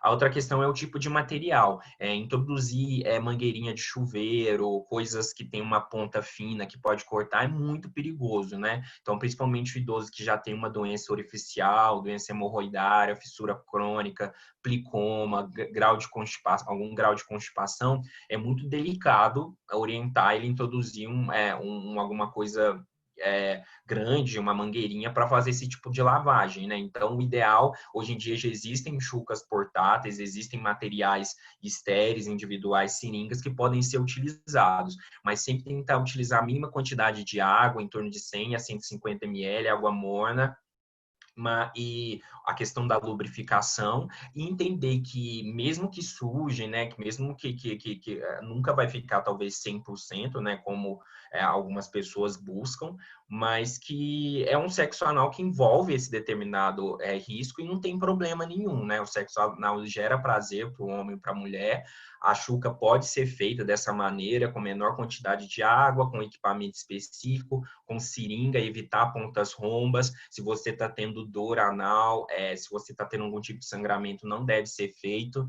E entender que muitas pessoas às vezes praticam e muitas vezes elas fazem de maneiras extremamente agressivas. Eu já vi gente que coloca, tipo assim, introduz a mangueira muito profundamente, coloca um fluxo de água que não era para colocar, que acaba fazendo uma lavagem em todo o intestino grosso. Então, não adianta os médicos profissionais não quererem aconselhar sobre chuca, porque ainda é um tema polêmico, ainda tem gente que acha que não deve fazer, que é o fim do mundo, tem gente que já tem uma visão mais liberal, que as pessoas vão fazer. Então, eu acho que a gente, como profissional, então a gente tem que tentar auxiliar as pessoas a fazerem da maneira menos lesiva possível e que ela consiga, né, nessa questão de redução de danos, que ela consiga conciliar de uma maneira saudável no dia a dia. Mas é uma coisa que pode ser utilizada para as pessoas que praticam sexo anal. Fetiches, né? Às vezes também eu já vi tanta questão mesmo da penetração, de gozar dentro, gozar fora, de esfregar aqui, esfregar lá, xixi, fantasias e tudo. Aí vai mais na questão da escuta também, que é importante que a gente tente não patologizar, né? Entender que a própria transexualidade, a homossexualidade, a transexualidade acho que tem 1 ano, né, que foi tirada lá do CID como uma patologia. Então, entender que a palavra tem muito poder, né? Então, quando você ouve uma pessoa, dependendo de como você se expressa, você pode gerar um complexo a mais em vez de tentar de resolver o que existe. Então, principalmente para as pessoas que têm alguns tipos de fetiches ou práticas incomuns, sendo que todo mundo, em última análise, tem alguns ou outros, nem compete a gente julgar, tentar praticar essa questão da escuta. E falando aí da questão do xixi, que é o golden shower, né, que não é uma prática tão rara assim, eu acho que de fetiches é uma das que eu devo ver mais, além, é claro, da questão de fantasias, roleplay, que é a pessoa assumir uma posição, uma profissão. A questão do xixi é não ingerir, porque geralmente tem as impurezas, tem muito sódio e pode gerar diarreia, pode gerar dor de garganta e tudo. E tem as mesmas bactérias que podem ser transmitidas pelo sexo oral, né? Então, se tiver gonorreia na uretra, se tiver clamídia, também pode transmitir. Geralmente, o contato com a pele é tranquilo, né? Só lavar com água e sabão depois. Então, geralmente, eu oriento que seja feito geralmente no chuveiro, para ser higienizado depois, e de preferência não ingerir. E tentar ouvir, né, a questão do fetiche, antes de achar que é uma coisa absurda e não querer nem discutir, tentar entender também qual que é a maneira da pessoa praticar aquilo da maneira mais saudável possível. O sexo oral no ânus, né? O sexo oral é um dos sexos, eu acho que é um tipo de sexo mais democrático, né? Porque não depende tanto de ereção, de todo aquele preparo, né? E geralmente está associado ao beijo, à carícia, então é bem prazeroso. Entender que o sexo oral na região do anilinguismo também é bastante praticado. Uma doença tipo de definição que é transmitida no sexo oral na região do ânus é a hepatite A. A hepatite A, ela é aquela transmissão fecal oral, né? Mão suja, alimento contaminado. Então, muitas pessoas, né, pode já ter imunidade porque já teve hepatite A e curou. mas vale a pena pedir um anti-HIV total, principalmente para os idosos que já têm alguma hepatopatia crônica, né? Inclusive idosos que têm cirrose, algum grau de fibrose, eles têm indicação de tomar a vacina de hepatite A pelo SUS, que a hepatite A ela tem 1% só de formas mais graves, fulminantes, mas pessoas que têm HIV, pessoas que têm hepatopatia podem ter formas mais graves. E é isso, né? A questão de tomar a vacina, também a higienização local, mesmo que esteja tudo limpinho, cheiroso, um grau de contaminação sempre vai existir. E é importante que a gente oriente sobre isso e previna através da vacina. Outra coisa importante, né, quando a gente fala de prevenção de sexualidade, pensar muito nas questões de relacionamento, né? Entender que as pessoas, quando tem um diagnóstico de sífilis, de uma IST, a gente sabe que muitos LGBTs, quando idosos, precisam voltar para o armário, né? Muitas pessoas trans precisam tentar levar uma vida como um cis, devido a questões de empregabilidade, de aceitabilidade, viver com a violência. Então, entender que quando aquela pessoa chega para você, ela já tem todo um histórico de vida, várias vivências, né? E se você restringir tudo isso a um genital, a um desejo, a um comportamento, isso vai ser muito pobre com você e com a pessoa. Então, sempre procurar entender com quem a pessoa se relaciona ou com quem ela tem desejo de se relacionar, entender que as pessoas estão vivendo mais, mas isso não quer dizer que todas estejam vivendo melhor, né? A gente ainda está muito apegado a esse modelo cronológico de achar que vai viver 80 anos, mas e a qualidade de vida que a pessoa teve nesse tempo, né? Os LGBTs estão envelhecendo, a população vivendo com HIV está envelhecendo, mas os estigmas continuam todos aí. Então, é importante que a gente possa fazer esses tipos de debate. E eu lembro de um paciente idoso que eu atendi, é um homem vivendo com HIV, que teve diagnóstico já há 20 anos, que perdeu vários amigos, que ele fala que até hoje, tipo, o maior sofrimento que ele teve tudo foi a questão do isolamento, né? Porque primeiro que você via todas as pessoas que você conversava, que você tinha proximidade, já que ele já estava mais vivendo, né, um meio LGBT, né, ele já estava mais bem resolvido com a sexualidade. Essas pessoas, muitas delas morreram. E aí depois, né, que começa o tratamento, mas até hoje ainda paira essa questão de grupo de risco, né, de câncer gay, de peste gay. E o tempo, né, ele ficou 10 anos, 15 anos fechado para aquilo, para a questão de relacionamento, com medo de se relacionar com alguém, transmitir alguém o vírus, ou ser julgado, tentou, meio que voltou para o armário em todos os sentidos, né, não se relacionava, a questão da sorologia ficou escondida no fundo do baú. E uma pessoa incrível, né? Entendeu tanto que uma pessoa como ele pode contribuir para a sociedade, tem histórias para contar, é ativo, né? Trabalha e é enriquecedor, né? Em uma hora de conversa com ele, eu aprendi várias coisas e entender que ele teve que se fechar, né? Se protegendo de uma sociedade que é sorofóbica, LGBTfóbica e que não dá espaço para essas pessoas, né? E entender que nós, LGBTs, nós somos sobreviventes, né? Eu sempre falo que o nosso caminho foi construído em cima de muito... Nosso caminho foi construído em cima de muito sangue, né? Muito sangue colorido. A gente perdeu muita gente para a AIDS, perde muita gente para a violência, está perdendo as nossas mulheres trans, travestis, e quando as pessoas atingem a velhice, elas não têm o tratamento que elas merecem, né? Trabalhar a vida inteira e vivem com aposentadorias irrisórias, não tem, tipo, suporte familiar. Então, são situações bem complexas e a gente tem que entender que tudo que a gente tem de bom hoje foi conquistado por essas pessoas, né? O trabalho, hoje eu tô aqui falando, doutor Maravilha, médico gay popular, médico gay que fala para a população LGBT, mas eu só estou aqui porque vários colegas, vários pares, vários iguais vieram antes de mim e abriram esse caminho, né? Então, o mérito não é meu, o mérito é de todas as pessoas que vieram antes de mim, algumas que infelizmente ficaram, né, pelo caminho, e de muitas pessoas idosas hoje que já combateram, já lutaram e, na verdade, combatem e lutam até hoje, que dá espaço para a gente falar. Então, eu quero dedicar essa apresentação a todas essas pessoas que abriram caminho para que a gente conquistasse o pouco que a gente conquistou, que na verdade é muito, né? E e é muito honroso poder levar uma mensagem de esperança e entender que o que foi conquistado não vai ser perdido, né? Que a gente vai se esforçar ao máximo para manter e para frutificar. Lembrar que a gente nunca está sozinho, né? Valorizar as equipes transdisciplinares, né? Melhor que falar inter é falar transdisciplinar, entender que a gente tem a medicina, tem a enfermagem, tem a psicologia, tem a assistência social, e para a gente lidar com pessoas tão diversas, a gente precisa de diversidade na equipe também. Então, uma pessoa nunca vai conseguir esgotar todas os temas, nunca vai conseguir fornecer tudo que aquele indivíduo precisa. Então, trabalhar em equipe é sempre mais útil, né? E mais prazeroso. E é isso, obrigado. Quero agradecer a atenção de todos. Espero que vocês tenham gostado. Tentei fazer de um jeito mais leve mesmo para tentar chamar a atenção de todo mundo.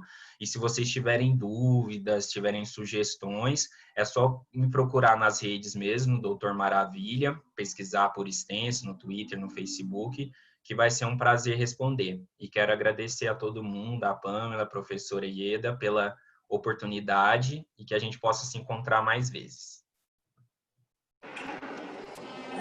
Vinícius, eu que quero te agradecer. Eu só peço desculpa se cair, porque minha bateria está acabando, eu estou sem o carregador. Acho que as meninas até vão abrir para perguntas, mas eu só entrei para falar porque eu estou com medo que a bateria acabe. Eu quero te agradecer imensamente pela palestra maravilhosa que você fez, rica de conteúdo, consistente, abordando um tema que ainda hoje, infelizmente, é bastante complexo, mas com uma simplicidade, uma riqueza de conteúdo, de abordagem muito, muito, muito gratificante. Eu te agradeço imensamente por você ter aceito o convite das meninas, estar aqui conosco. Eu acho que foi um aprendizado enorme para todos. Talvez elas tenham perguntas, mas eu queria registrar o meu agradecimento pessoal a você, porque eu estou com medo que a ligação caia e eu não pudesse fazer isso. Obrigado, fiquei até sem graça. Obrigado mesmo, professora.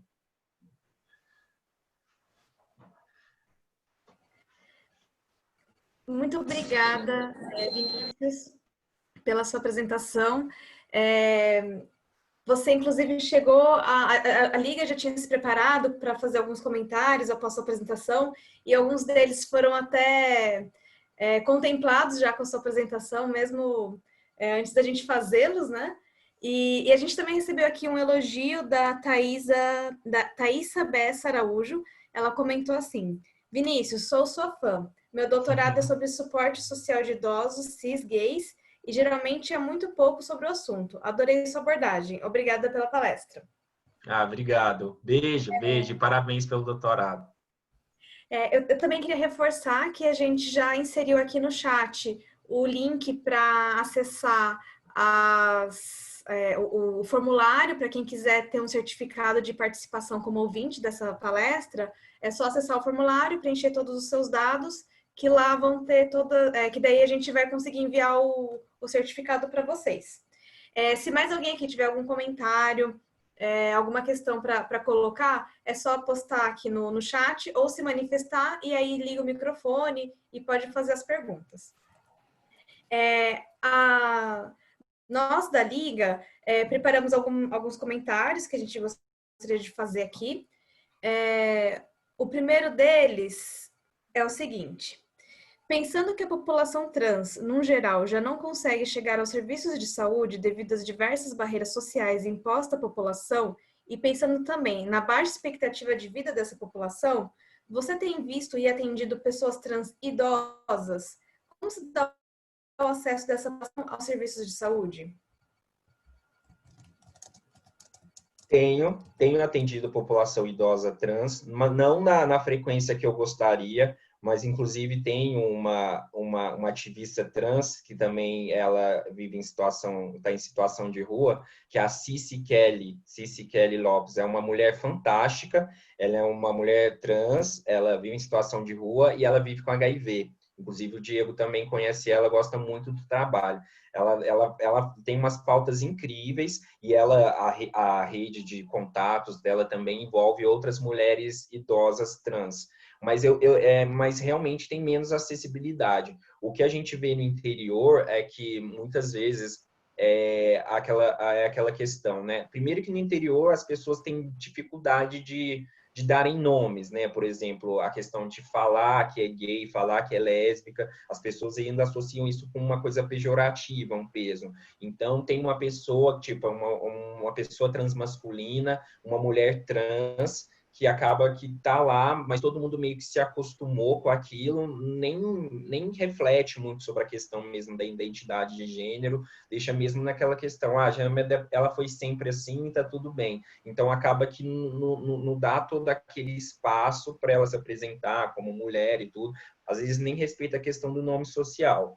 Então, acaba que eu atendo pouco, mas atendo sim. E, realmente, essa questão de acessibilidade aos serviços é difícil, né? Porque a gente ainda está muito focado as políticas. A gente só fala muito de saúde LGBT quando é questão de prevenção de HIV e STs. Então, a gente tem que começar a falar de saúde integral, né? Falar de sofrimento mental, de envelhecimento. E para isso a gente precisa começar a discutir. Então, eu vejo, mas vejo pouco. Eu queria fazer um comentário. Tá certo. Fantástica a sua abordagem, parabéns.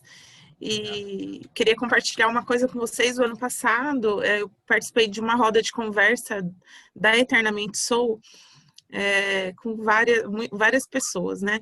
E um discurso do dia que me marcou muito foi a de um idoso cis, homem, gay, falando sobre essa questão da volta ao armário, né? Que você abordou. Foi a primeira vez que eu tive um contato com um discurso desse, foi impressionante, né? Porque o relato era mais ou menos assim, durante a juventude, né, na fase adulta, tal, por mais que seja difícil viver numa sociedade tão preconceituosa ainda, é sustentável, né, de certa forma. Na velhice, não. Na velhice, você não se mantém da mesma forma, né, como antes. Então, você é obrigado a voltar para o armário, socialmente falando, de diversas formas. E aí, nesse sentido, eu queria ouvir, né, você deve ter várias experiências, até mesmo de consultório, né, falando disso. Como é que chega isso para você no consultório? Então, Pamela, justamente porque é uma segunda morte, né? Igual, por exemplo, não é um tipo de morte, eu penso, e nem é exagero falar, porque, por exemplo, eu acompanho muita população trans, eu já vi, tipo assim, é uma mulher trans que a família já sabe tudo, e quando a pessoa morre, raspa o cabelo, enterra como um homem cis, ou então na lápide deixa um nome masculino. Isso eu acho que, tipo assim, é um desrespeito imenso à história da pessoa, que ela construiu e tudo. E isso da questão do envelhecimento, né? A gente sabe que sobreviver no Brasil é difícil. A pessoa idosa, a pessoa LGBT está susceptível a várias questões, tanta questão de sustentabilidade, viabilidade econômica e mesmo. E a gente vive numa sociedade preconceituosa, então, que oferece vários riscos. Então, a maneira mesmo que muitos encontram é isso. Então, esse paciente que eu atendi, que então tem 20 anos, né, do diagnóstico, ele falou que ele ficou 10 anos, tipo assim, extremamente fechado, que ele, tipo, tinha muito medo, a questão do trabalho, porque ele é militar também, né? Aí a gente sabe que ser um idoso lá como que fala, né? Eles são reformados. Então, uma pessoa, né, um militar LGBT já era difícil, é aquele negócio do Unesco, don't tell, tudo bem, mas não comente disso com ninguém, não fale. E aí depois veio o diagnóstico da HIV. E isso gerou muito problema, assim, com ele, né? Porque ele tinha toda aquela questão de que para ser gay tinha que ser um homem másculo e tudo, aí depois chegou no momento que ele estava tendo interesse por outros rapazes, até rapazes que não levavam essa questão de estar sempre que era a questão, homens mais afeminados. Ele queria estar com a pessoa, mas ele não entendia que hoje em dia é possível ser afeminado, que na época dele você podia ser gay, mas tinha que ser gay escondido. E é muito isso, né? Muitas pessoas que tinham a vida dupla, né? Que às vezes assumiam casamentos heterossexuais, relações heterossexuais, que só foram vivenciar a homossexualidade, a bissexualidade depois de muito tempo. Tanto mulheres quanto homens, né? Já vi mulheres que se divorciaram e se casaram com outras mulheres e estão super felizes. E é isso, né? E a gente sempre vê que muitas vezes eles têm um certo medo, porque eles já viram uma face muito grotesca, né, do Brasil, né? Já viram a AIDS, já viram a violência, já viu gente na televisão falando que, na verdade, né, a gente vê isso até agora, né? Se você ligar na televisão, se bobear, tem gente falando que ser gay é falta de couro, é falta de apanhar, que é vergonha, né? Ainda mais com a situação política que a gente está. Então, eles já viram uma face muito grotesca e eles sabem o tanto que custou para eles sobreviverem, né? Porque eles realmente sobreviverem, né? Hoje em dia, a nossa luta é para deixar de sobreviver e passar a viver. E realmente é bem traumatizante. Mas aí a gente vai fazendo esse trabalho de desconstrução, entender que realmente esses riscos continuam em algumas esferas, né? A gente vive em bolhas, né? Como eu falo, é difícil falar, mas eles ainda têm muitos traumas dessa época e às vezes eles acham que muitas vezes hoje em dia a gente não tem tanto valor que já foi conquistado. Eu sempre tento fazer um paralelo mesmo, né? De não achar que a juventude é inconsequente e nem que a velhice é conservadora, né? Porque cada um vive, né? E primeiro que as duas coexistem, né? Então, cada um teve o seu ambiente de formação, suas experiências, mas agora a gente tem que achar um equilíbrio para o mundo atual, né? Então, as duas se complementam. E outra coisa também é ver que a população LGBT ainda tem muito comportamentos de guetos, né? Que são meio que uma estratégia de sobrevivência também, né? Que a boate gay, o bar lésbico, o bairro gay, a rua gay, que é um lugar que a gente se sente protegido. E eu vejo que para a população idosa, às vezes acontece a mesma coisa. É difícil você ver um homem gay que tem um círculo de convivência, um homem gay velho ou uma mulher gay velha. Eu particularmente tenho bastante, porque é o tipo de pessoa que me atrai, tanto fisicamente, quanto também em questão intelectual.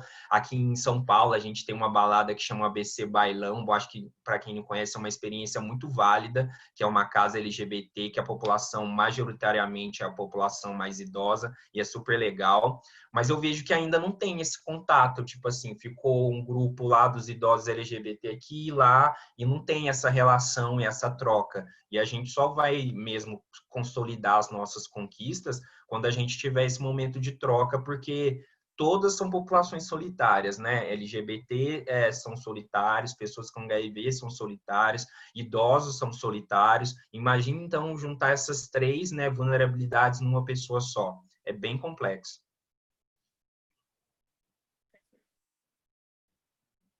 Oi? Tá ouvindo?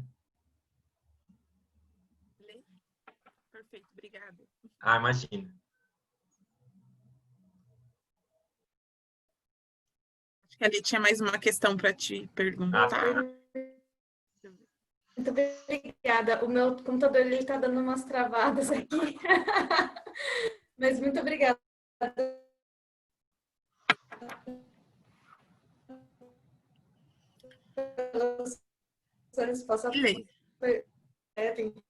Letícia, seu áudio não tá bom.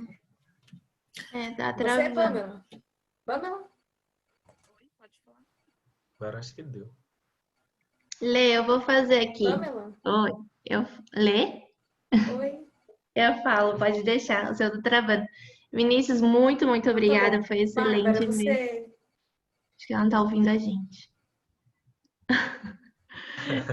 Foi muito bom. O pessoal no Face está comentando que a gente deveria ter aula na graduação dessa mesma maneira, abordando o sexo, né? Porque na graduação parece que o sexo não existe, não faz parte da saúde. Não existe isso. E é muito menos LGBT. Bom, a nossa outra pergunta é sobre a parte fisiológica. Fisiologicamente, o organismo do idoso é diferente de pessoas jovens e muitos remédios podem trazer uma sobrecarga. Existe alguma diferença em relação às prevenções combinadas ou mesmo aos remédios de HIV, quando prescritos para a população idosa por este motivo? Você Sim, comentou um é muito pouquinho quanto ao PEP, né? Sim, então isso é muito legal. Então, hoje, Bárbara, a gente já tem muitos esquemas, né? A gente tem mais de 30 tipos de antirretrovirais. Claro que tem uns esquemas que são os mais comuns, mas a gente vai adaptar à realidade da pessoa. A gente sempre tenta um mínimo, a menor quantidade de comprimidos que acumulem menos efeitos colaterais. Então, hoje em dia, a gente tem um esquema que são 2 comprimidos, que é o tenofovir, lamivudine e dolutegravir, que ele tem uma ação muito boa, uma barreira genética, ele combate bem o vírus e ele não tem tanta toxicidade. Antes a gente usava, por exemplo, um que era o 3 em 1, era um comprimido, mas ele tem uma substância que chama efavirenz. E o efavirenz, ele pode acentuar, ele não gera sofrimento, ele não gera doenças mentais, ele não gera ansiedade, transtorno de ansiedade, depressão, nada, mas ele pode agravar em quem já tem predisposição ou já tem um diagnóstico. Então, a gente via que às vezes, tipo assim, a pessoa idosa que já tinha algum grau ou já de disfunção cognitiva ou que tinha mesmo já uma depressão maior, um transtorno ansioso, a gente meio que descompensava o quadro psiquiátrico dando efavirenz. Aí a gente acabava indo para outra linha de tratamento. Outra questão é que hoje, né, os tratamentos não são mais aqueles que deixam a pessoa com os estigmas, né? Perdendo a gordurinha aqui da bochecha, criando aquela giba, gordura abdominal, ficar com os braços finos, as mulheres ficam com as mamas maiores. Hoje em dia a lipodistrofia é mais metabólica, né? Então vai aumentar um pouco o triglicérides, o LDL, né? O colesterol ruim. Então a questão do estilo de vida é muito importante, que a gente tenta adaptar.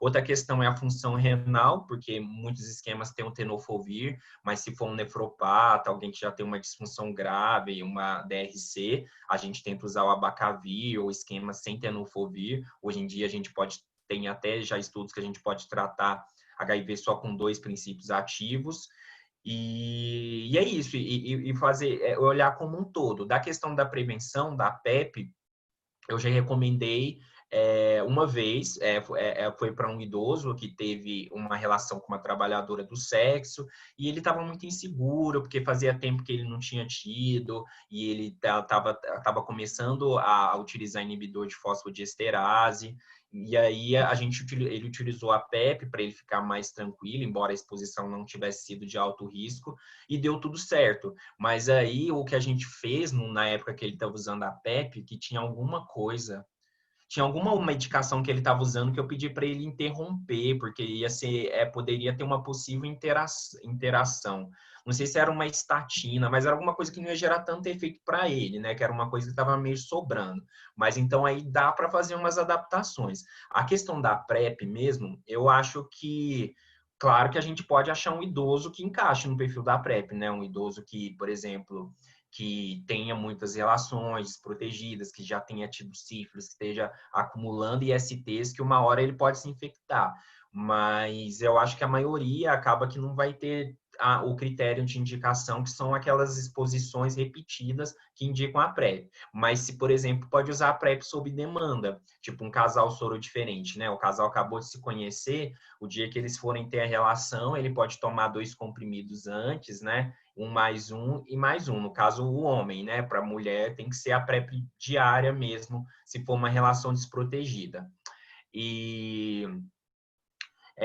Então, falando isso, aí então hoje tem outros tipos de medicação e a gente pode se adaptar. E a questão também é de não ficar retardando tanto o tratamento. Tipo assim, se você vê uma lesão ulcerada, você acha que pode ser sífilis, um condiloma, já tratar mais rápido, né? Principalmente hoje em dia que a gente tem contexto de pandemia de Covid, né? Diminuir a frequência aos serviços de saúde, ser um pouco, agir mais, tipo, logo para evitar, né, qualquer complicação e para não perder a oportunidade de tratamento, né? Porque pode ser que essa pessoa venha e depois para ela voltar demore, né? Porque a gente sabe que a acessibilidade também diminui com o tempo. Muito obrigada. Vinícius, deixa eu só te fazer uma última pergunta, a gente já está adiantado na hora, mas eu fiquei bastante curiosa porque eu coordeno uma pesquisa grande de idosos de São Paulo e aí eu fiquei bastante curiosa. Você chegou a comentar na sua apresentação dos testes rápidos, né? Como é que está isso hoje? Assim, qual é a resposta desses testes rápidos?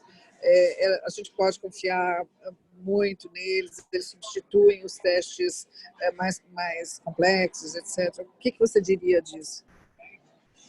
Sim, professora. Então, os testes rápidos, eles são, a maioria das vezes, numa técnica chamada quimiluminescência, que olha antígeno e anticorpo, e para HIV, hepatites, geralmente a sensibilidade é 98, 99%.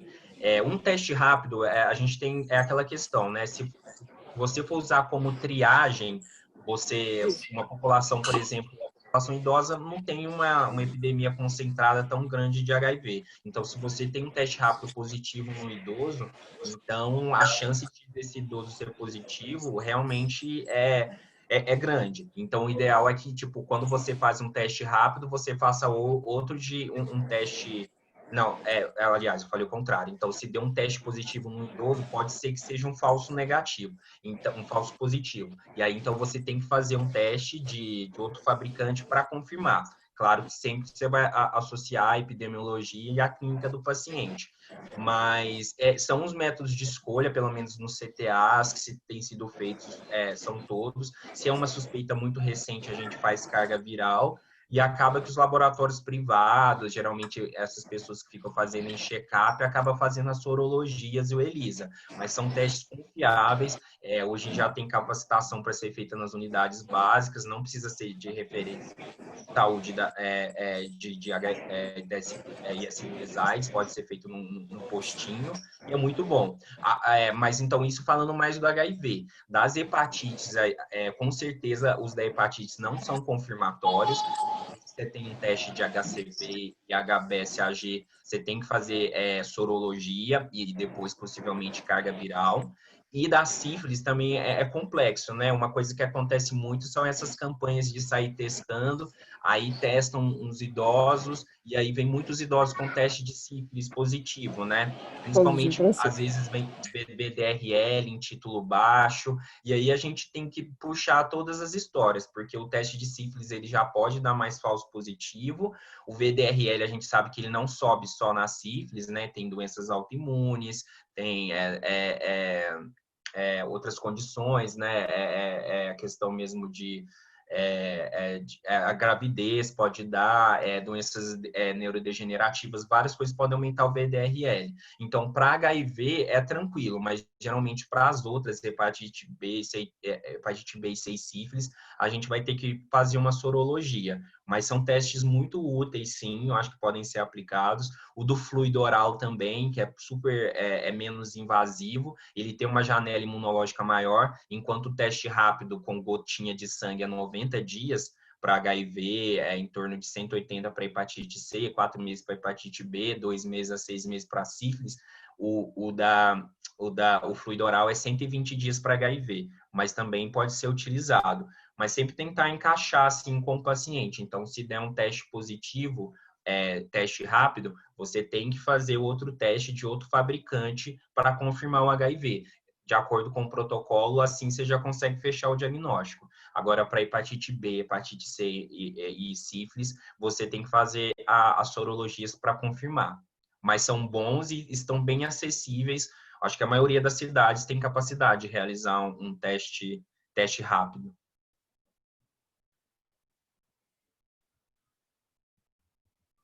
Muito obrigada. Lê, tá aí? Não sei se ela está. Eu vou ler um comentário do Face, que foi bem interessante. É do Laerte Sil. Incrível essa palestra. Tenho 62 anos, fui casado com uma mulher e estou num momento muito delicado, iniciando um relacionamento com um companheiro mais jovem. E desde sexta estou sofrendo com TST. Desculpa, não sei o que significa. Tentando atendimento no CTR, amanhã acredito que consiga ser atendido. Essa palestra me foi muito esclarecedora e um alerta muito importante. Eu acho que ele quis falar DST, não? E escreveu T? Pode ser. DST? Pode ser. Eu acho que foi. Eu acho que ele quer falar, né? Porque né, eu não pensa em outra sigla. E entender que atendimento de infecção sexualmente transmissível é urgência, né? Tipo, se você vai numa UPA e tudo, você tem que ter prioridade de atendimento. Claro que também, se uma unidade básica puder resolver, a gente sabe que hoje em dia já tem triagem, atendimentos preferenciais, mas é uma coisa que tem que ser resolvido rápido. Mas realmente nessa situação da Covid-19, muitas pessoas estão com dificuldade de acessar a medicação, de tratar, os serviços não estão funcionando. E principalmente a população idosa, né? Eles estão com muitas restrições para sair de casa, para ir e tudo. Mas é importante que se olhe mesmo, né? E a questão de valorizar o exame físico, né? Eu já vi, por exemplo, chega a pessoa idosa, né? E aí ela fala que está com um probleminha lá. Às vezes nem fala onde é lá, né? É a área genital que você intui. E aí eu vejo que muito profissional não quer examinar, porque vai levar tempo, né? Porque a pessoa leva um pouco mais de tempo para tirar a roupa, para ir. Às vezes também tem o constrangimento, a vergonha, que é natural, mas tem como você quebrar isso, dependendo da relação profissional-paciente. Mas é importante que examine. Eu já vi pessoas que chegaram achando que era uma coisa e era uma lesão que poderia ser uma lesão pré-cancerígena. A gente sabe que câncer de pênis, câncer de vulva, está associado a HPV. Então, a questão do exame clínico, né, de ouvir, de examinar, é extremamente importante, né? Entender que a região genital, pênis, vulva, região perianal, é uma parte do corpo como outra qualquer. Então, tem que ser examinada, tem que ter um olhar mesmo, à medida que você vai ficando experiente, você vai fazendo diagnóstico diferencial. Esse negócio de só pelo relato, né? Eu acho que é isso, passar uma pomadinha, né? Tá usando pomadinha sempre, não tá melhorando, pode ter alguma coisa acontecendo. Então, lembrar que exame físico, né, continua sendo a base, né, da clínica e do cuidado em saúde. É isso, então, muito, muito obrigada mesmo, Vinícius, foi incrível. Vai ficar salvo no YouTube, essa conversa maravilhosa, e a gente vai colocar todo o começo de ano na Inf, para todo mundo ter acesso. Foi muito bom mesmo. A Liga agradece, esclareceu muitas coisas para a gente, né? Seja sempre bem-vindo na Laese, sempre quando a gente voltar no presencial, queremos também novamente você. Muito obrigada mesmo. Obrigada a todos que assistiram até agora. E acho que é isso. Pan, alguma coisa? Não, em nome da Liga, né, em nome da IEDA, que não saiu daqui, mas já falou, a gente agradece a você e a todos os outros, né, que vieram falar de vulnerabilidades para a gente. E está sendo um evento incrível, né, Bárbara? E ter Semana que você vem. hoje foi sensacional. Eu Semana queria que a que Bárbara vem. comentasse. Não, Semana queria que que vem você... a gente vai falar sobre questões raciais com o Alexandre. Também vai ser muito importante, né? Muito E é bom. isso. Todo mundo está convidado para a semana que vem. Se quiser rever essa palestra maravilhosa, vai estar no YouTube. E muito obrigada mesmo, Vinícius. Imagina, foi uma honra, gostei muito aqui, gostei muito de tudo, né, da seriedade que vocês levam tudo, isso é muito importante e me deixo disposto para próximos eventos, próximas ações, tudo que vocês toparem. Muito obrigada. Tchau, tchau. Beijo, Muito boa obrigada. noite, tchau, tchau. Boa noite. Tchau. Tchau.